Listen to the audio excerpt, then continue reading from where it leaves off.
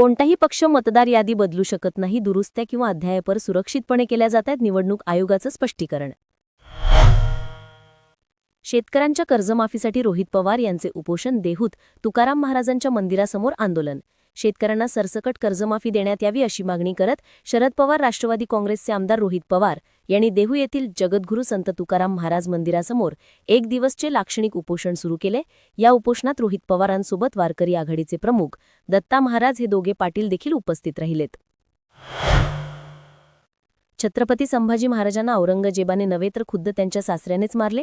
बच्चू कडू यांच्या वादग्रस्त विधानावरून राजकीय वर्तुळात खळबळ. पूर्वी वतनदारी चालत होती, त्यातून निजामशाही आदिलशाही चालत होती.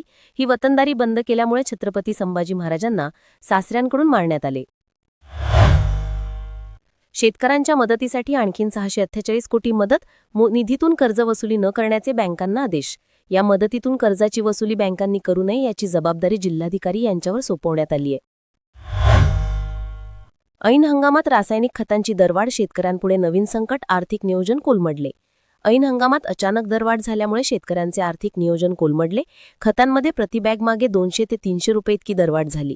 विविध मिश्र खतांचे दर वाढले, परंतु शेतमालाचे भाव अजून देखील म्हणावेत तसे वाढलेले नाहीत. आता 1 लाख अनुदानाची मर्यादा रद्द. शेतकऱ्यांना दिलासा. महाडीबीटी कृषी यांत्रिकीकरण योजनेमध्ये बदल.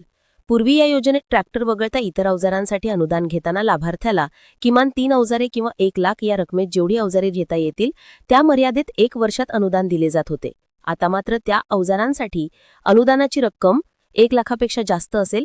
त्यासाठी 1 वर्षात फक्त एकाच अवजारासाठी अनुदान मिळत असे. या अटीमुळे अनेक गरजू शेतकरी पात्र असून देखील एकाच वर्षात त्यांना आवश्यक असलेल्या सर्व अवजारांचा लाभ घेता येत नव्हता.